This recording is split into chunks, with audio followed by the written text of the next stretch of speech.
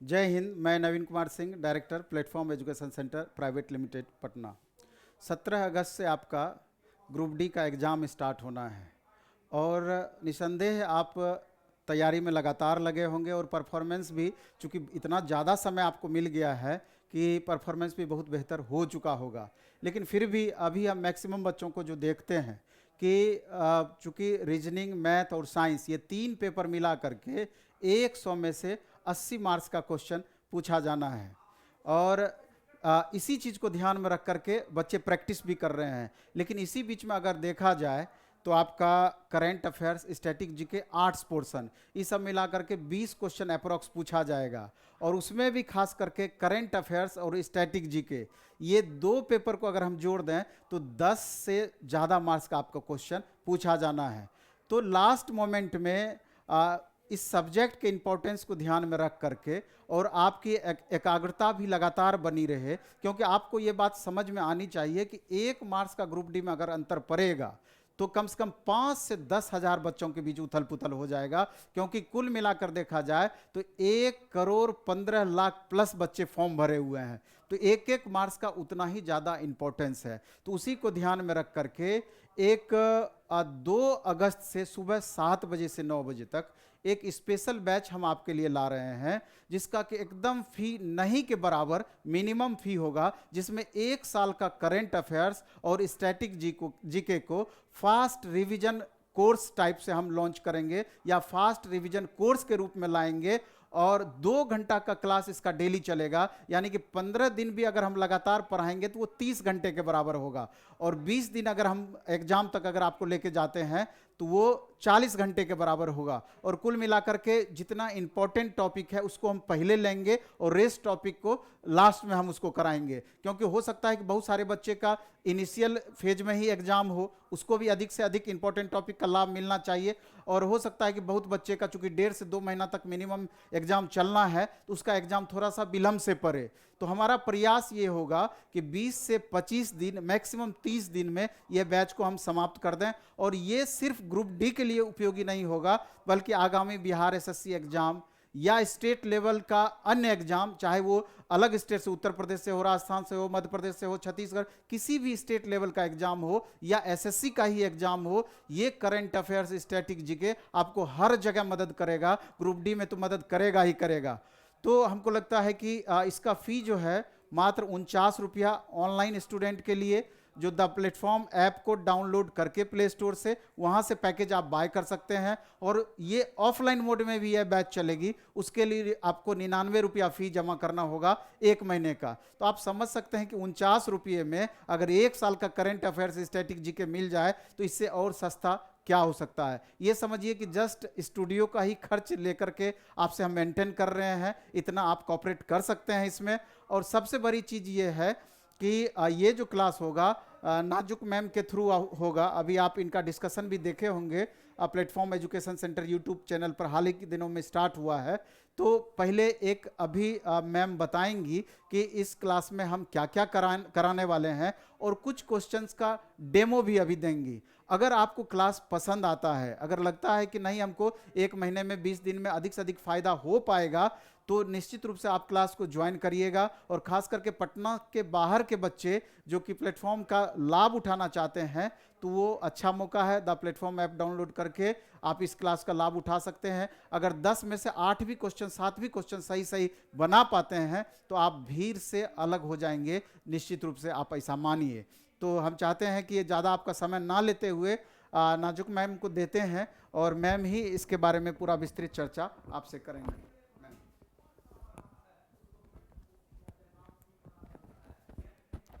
बहुत बहुत धन्यवाद सर को। तो हम आपके बीच करंट अफेयर्स एंड स्टैटिक, और स्टैटिक जो भी पूछता है करंट से ही कनेक्ट करके, तो हम आपको बताएंगे कि किस तरह से करंट को स्टैटिक से जोड़ के हम पढ़ते हैं। और मैक्सिमम आप अगर 10 क्वेश्चंस पूछा जाता है तो आप 8 से 9 मिनिमम टाइम में बना सकते हैं, और आप जो है आपके क्वालिफाई करने में बहुत बड़ा योगदान करंट एंड स्टैटिक आएगा। तो चलिए देखते हैं क्वेश्चंस को। अब देखिए फर्स्ट क्वेश्चंस है कि हाल ही में अंतर्राष्ट्रीय श्रमिक दिवस और दिवस से अधिकतर क्वेश्चंस पूछे जाते हैं। तो सबसे पहले देखिए, पहले तो ये जानना है कि अंतर्राष्ट्रीय श्रमिक दिवस 1 मई को मनाया जाता है। अब देखिए, इससे रिलेटेड अगर स्टैटिक होगा तो क्या होता है कि एक इसके श्रमिकों को लेके एक अंतर्राष्ट्रीय ऑर्गेनाइजेशन है जो कौन सा है, ILO, और इसको फुल नेम भी पूछता है। स्टैटिक में आपसे पूछेगा कि ILO का फुल नेम क्या है, तो इंटरनेशनल लेबर ऑर्गेनाइजेशन।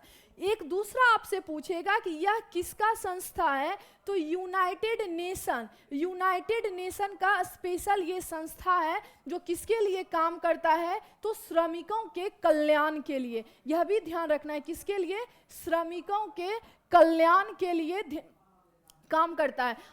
अब इसकी स्थापना डेट भी आपसे पूछ सकती है, स्थापना डेट 1919 में। और सबसे पॉपुलर क्वेश्चन है स्टैटिक का, ये एकदम जो है एग्जाम के लिए रामबाण का काम करेगा। और इसमें टिक, आपको टिक करने के लिए कितना टाइम लगेगा, एक मतलब सेकेंड के बराबर लगेगा।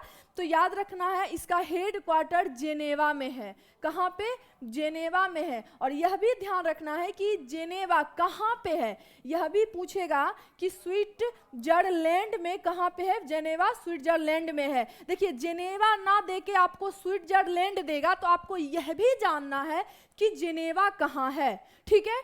और एक क्वेश्चन आपसे पूछेगा कि स्विट्जरलैंड किस कॉन्टिनेंट में है, तो यह भी ध्यान रखना है, यूरोप में। किस कॉन्टिनेंट में, यूरोप कॉन्टिनेंट में ये है। अब देखिए, कुछ दिवस से ऑप्शंस भी हैं। तो देखिए, सबसे पहले 8 मार्च है। कौन सा, 8 मार्च है। इसमें अंतर्राष्ट्रीय महिला दिवस मनाया जाता है। कौन सा, अंतर्राष्ट्रीय महिला दिवस के रूप में मनाते हैं। फिर 12 जनवरी, क्या है, 12 जनवरी। अब देखिए, ये राष्ट्रीय युवा दिवस के रूप में मनाते हैं। कौन सा, राष्ट्रीय युवा दिवस के रूप में हम इसको सेलिब्रेट करते हैं। और उसके बाद है 8 अक्टूबर। देखिए, 8 अक्टूबर इसको वायुसेना दिवस के रूप में मनाते हैं। कौन से दिवस, वायुसेना दिवस के रूप में हम लोग मनाते हैं। फिर देखिए, 1 दिसंबर आता है।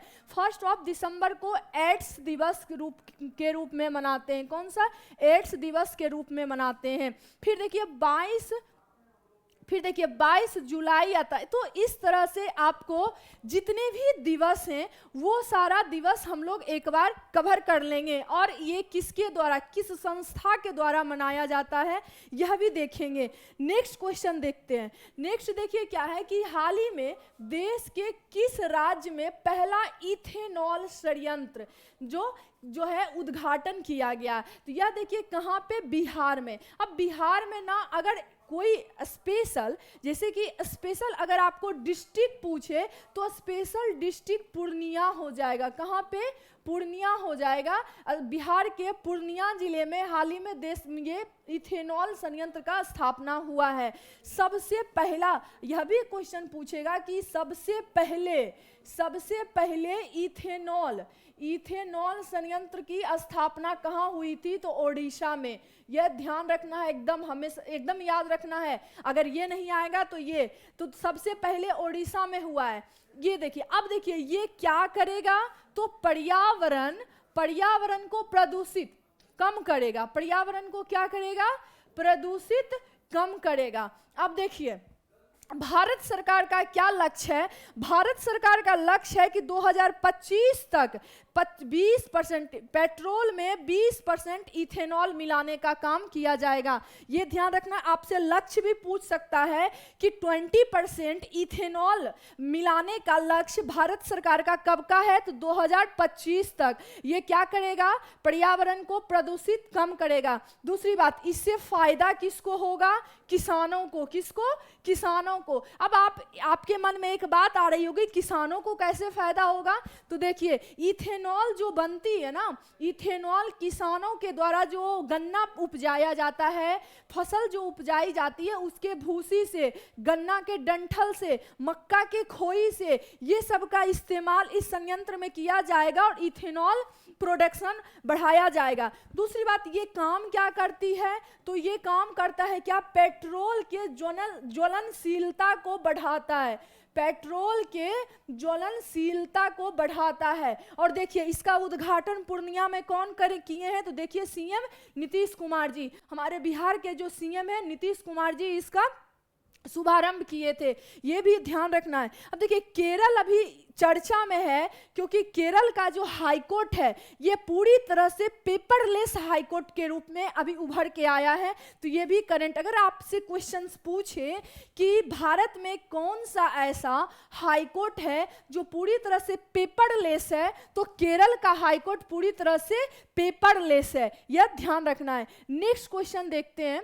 नेक्स्ट देखिए क्या है कि केंद्रीय प्रत्यक्ष कर बोर्ड सीबीडीटी का नया चेयरमैन किसे नियुक्त किया गया है, क्या नया चेयरमैन। अब देखिए ये संगीता सिंह है, कौन, संगीता सिंह है, इनको ये क्या है, सीबीडीटी के नया चेयरमैन है, कौन है, संगीता सिंह। ये देखिए, अब देखिए सीबीडीटी का फुल ये देखिए ये पूछेगा कि ये कैसी संस्था है, ये कैसी संस्था, यह भी पूछ सकता है। तो याद होगा भारत का जो वित्त मंत्रालय, किसका, वित्त मंत्रालय का ही यह वित्त मंत्रालय के अंतर्गत राजस्व का देखरेख करता है, राजस्व विभाग का ये देखरेख करता है, ठीक है। राजस्व विभाग का देखरेख कौन करता है, सीबीडीटी। अब देखिए central board of direct tax, इसका फुल फॉर्म भी है the central board of direct tax, यानी कि टैक्स वसूली का, यानी कि राजस्व, राजस्व क्या है, टैक्स से रिलेटेड है, तो इसका देखरेख कौन करता है, सीबीडीटी। और इसकी स्थापना कब हुई है, सीबीडीटी की स्थापना कब हुई है, तो देखिए 1964 ईस्वी में। और अगर इसका हेडक्वार्टर पूछे तो क्या हो जाएगा, न्यू दिल्ली, कहां पे, न्यू दिल्ली। अब देखिए करेंट हम पढ़े क्या, स्टैटिक में देखिए अगर आपको सीबीडीटी का हेडक्वार्टर पूछ दे, जैसे अगर सेट लगाए होंगे तो WCCB का हेडक्वार्टर पूछा था, अगर इसकी स्थापना पूछ दे तो स्टैटिक, यानी कि ये करंट से ही रिलेट करके स्टैटिक पूछा है। तो देखिए CBDT central board of direct tax, ये जो है राजस्व विभाग, वित्त मंत्रालय के अंतर्गत जो राजस्व विभाग आते हैं उसका देखरेख करता है।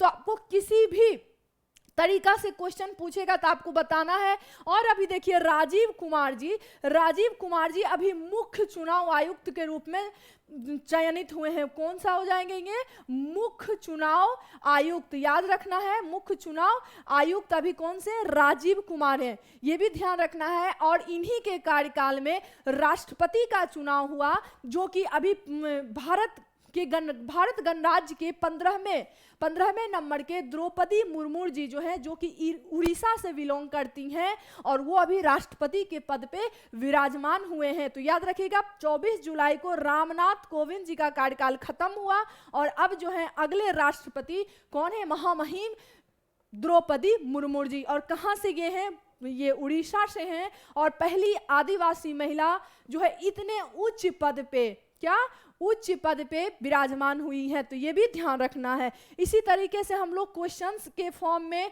वन लाइनर के फॉर्म में सबको क्या करना है, सबको एक्सप्लेन करते हुए निकलना है। देखिए अब हाल ही में जारी प्रेस स्वतंत्रता सूचकांक, देखिए प्रेस स्वतंत्रता सूचकांक में इसमें पूछ रहा है कि प्रथम स्थान किस देश का है। इसमें फर्स्ट नंबर पे देखिए 3 नंबर तक पूछता है, फर्स्ट नंबर पे कौन सा है, नॉर्वे, फर्स्ट नंबर पे नॉर्वे है। सेकेंड में अगर पूछे तो सेकेंड में डेनमार्क है। और अगर थर्ड नंबर पूछे कि थर्ड नंबर में कौन है, तो थर्ड नंबर पे स्वीडन है, थर्ड नंबर पे स्वीडन है, ये भी ध्यान रखना है। अब देखिए टोटल, अगर यह भी क्वेश्चन पूछे कि टोटल इसमें कितने कंट्री हैं, तो 180 कंट्री हैं। अब देखिए अब भारत की रैंकिंग उसमें पूछेगा, तो भारत का नंबर कौन सा है, 150वें नंबर पे है।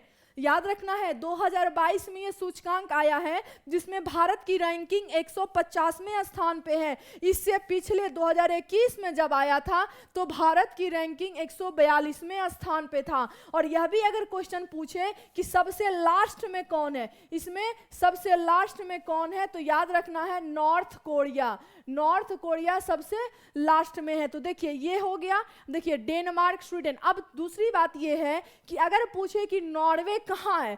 तो नॉर्वे देखिए यहाँ पे ये यूरोप में है। कहाँ पे? यूरोप में है। और अगर इसकी कैपिटल पूछे कि कैपिटल क्या है, तो ओस्लो। और कैपिटल क्या है? ओस्लो इसकी राजधानी है। तो नॉर्वे अभी चर्चा में है क्योंकि प्रेस स्वतंत्रता सूचकांक में पहले नंबर पे है और इसकी राजधानी ओस्लो है। दूसरी बात, अब देखिए, और अगर आपको पूछे कि प्रिंटिंग प्रेस, अगर इसको स्टैटिक में जोड़ के पूछे कि सबसे पहले प्रिंटिंग प्रेस कब आया, प्रिंटिंग प्रेस कौन लेके आया, तो पुर्तगीज के द्वारा भारत में प्रिंटिंग प्रेस आया था। यह भी ध्यान रखना है। आगे आगे क्वेश्चन देखते हैं ना। आगे देखिए, हाल ही में चक्रवात आसानी का नामकरण। अब देखिए चक्रवात, जिसको इंग्लिश में हम लोग साइक्लोन बोलते हैं, इसमें दो चीजें को याद रखना है। पहले नंबर में एक अरब सागर है, कौन सा? अरब सागर है। और दूसरे नंबर पे एक बंगाल की खाड़ी है। कौन सी? बंगाल की खाड़ी। अब देखिए, ये अगर बंगाल की खाड़ी में कोई चक्रवात उठेगा तो ये भारत के पूर्वी तट को इफेक्ट करेगा, पूर्वी तट को इफेक्ट करेगा। और अगर अरब सागर में उठेगा तो ये भारत के पश्चिमी तट को इफेक्ट करेगा। कौन से? पश्चिमी तट को इफेक्ट करेगा। ये आपको समझ में आ गया होगा। और ज्यादातर साइक्लोन कहाँ पे उठता है? बंगाल की खाड़ी में। जब बंगाल की खाड़ी में साइक्लोन उठती है तो इसका स्पीड ज़्यादा होता है और ये हमारे भारत को ज़्यादा क्षतिग्रस्त करती है। और देखिए, साइक्लोन से जो क्वेश्चंस आपको पूछे जाएंगे, साइक्लोन से उसके नामांकन को पूछा जाता है और इसकी उत्पत्ति कहाँ हुई है और साल का पहला चक्रवात कौन है। चलिए देखते हैं पहले। अब देखिए, ये समझ में आ गया होगा। अब देखिए,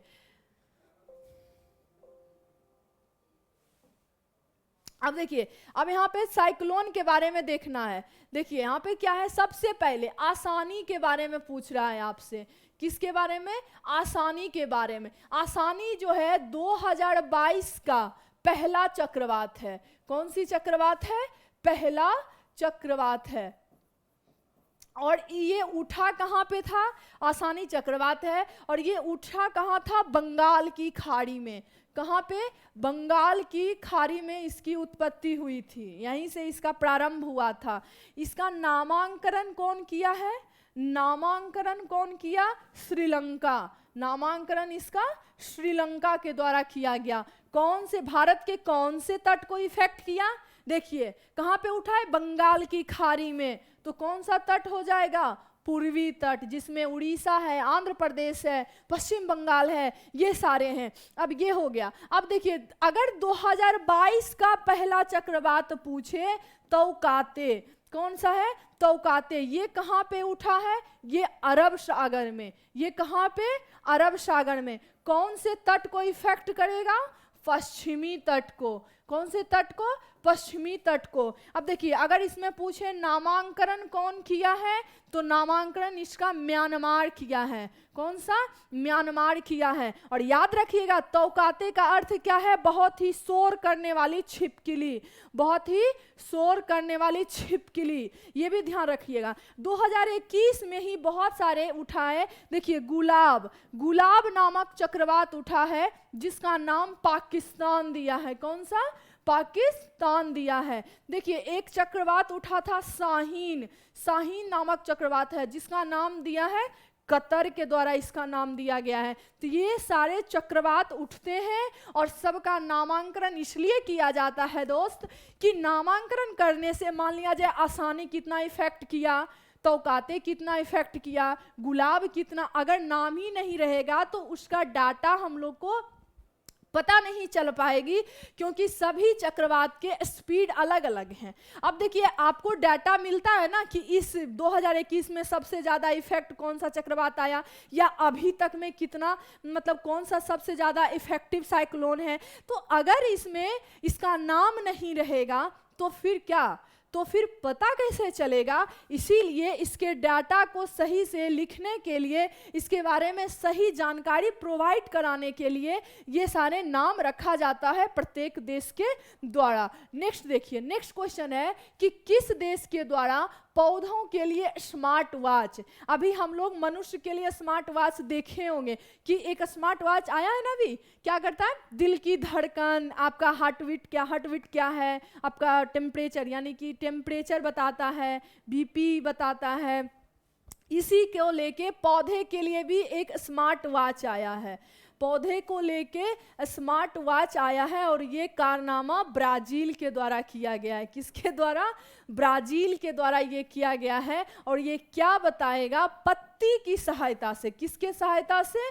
पत्ती की सहायता से, पत्ती की सहायता से ये इसको कब पानी चाहिए, कब पानी चाहिए, इसको कब खाना चाहिए, सब ये स्मार्ट वॉच बताएगा। और ये कहाँ पे?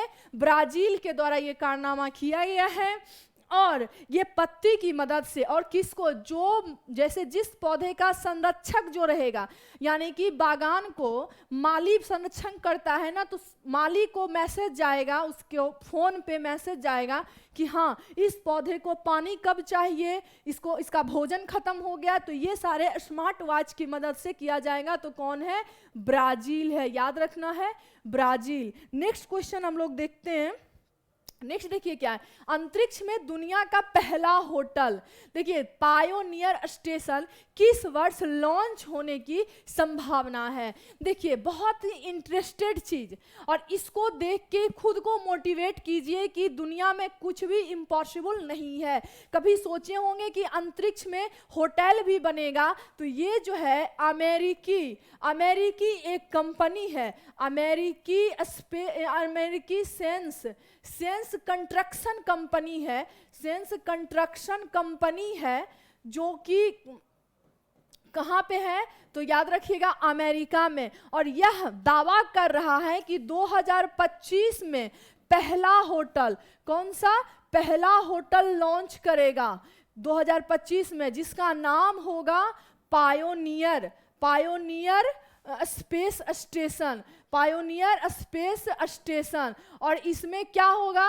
इसमें 27 से 28 लोगों के रहने की व्यवस्था है, 28 से 27 लोगों की रहने की व्यवस्था है। और ये किसका दावा है? अमेरिकी सेंस कंस्ट्रक्शन कंपनी की। और ये पहला कब करेगा? 2025 में। और दूसरा भी, सेकेंड भी लॉन्च होगा, सेकेंड 2027 में लॉन्च होगा, जिसका नाम वॉयेजर होगा, जिसका नाम वॉयेजर स्पेस स्टेशन होगा, स्पेस स्टेशन। अभी तक सुने होंगे स्पेस स्टेशन, लेकिन अब होटल भी स्पेस पे मिलेगा, इसलिए एवरीथिंग इज पॉसिबल। तो याद रखना है ये। अब देखिए आपको देखना भी है, तो इसका आंसर 2025, क्योंकि पहला 2025 में ही होगा।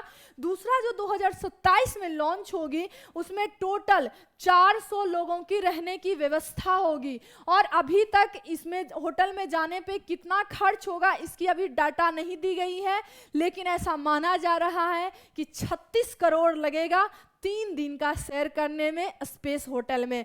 तो ये भी ध्यान रखना है। अब देखिए 2025 तक का लक्ष्य क्या है? 2024 तक की लक्ष्य है कि हर घर मतलब घर प्रोवाइड कराना, सभी को मकान प्रोवाइड कराना भारत सरकार का लक्ष्य है। 2047 तक का भारत सरकार का क्या लक्ष्य है? तो 2047 तक में भारत स्वतंत्र यानी कि इंडिपेंडेंस, ऊर्जा में इंडिपेंडेंस हो जाए, इसका लक्ष्य 2047 तक प्राइम मिनिस्टर जी रखे हैं। देखिए होटल आपको दिखाते हैं, देखिए ये व्हील आकार की होटल होगी, और ये होटल घूमते रहेगा, ठीक है, आपको देखने में लग रहा है चक्का के जैसा। और देखिए ये होटल रहेगा जिसमें क्या, जिसमें ऐसा बोला जा रहा है बैठने की व्यवस्था, रिसेप्शन रहेगी, म्यूजिक सिस्टम रहेगा, बार रहेगा, हर चीज रहेगा जो एक ताज होटल में 5 स्टार होटल में देखने को मिलता है, उससे भी बेहतरीन ये होटल है। और ये कौन करेगा? अमेरिकी कंपनी। कौन? अमेरिकी कंपनी करेगा ये भी ध्यान रखना है। और कभी तो सब चीज पॉसिबल है, तो हम लोग अच्छे से पढ़ेंगे, अच्छे से तैयारी करेंगे, और इसी फ्लो के साथ आपको स्टैटिक एंड करंट कराया जाएगा एकदम इफेक्टिव तरीके से। और यकीन मानिए यकीन मानिए हर एक क्वेश्चंस को बेहतरीन तरीके से और याद करवा देंगे क्लास में ही, ताकि क्वेश्चंस अगर आए तो आपको ये कन्फ्यूजन नहीं हो, क्योंकि सबसे ज़्यादा कन्फ्यूजन होता है। मिनिमम टाइम में आप 10 से 12 नंबर ला सकते हैं और भीड़ में आप जो है दूसरे को पछाड़ सकते हैं। चलिए तब तक के लिए धन्यवाद, थैंक यू।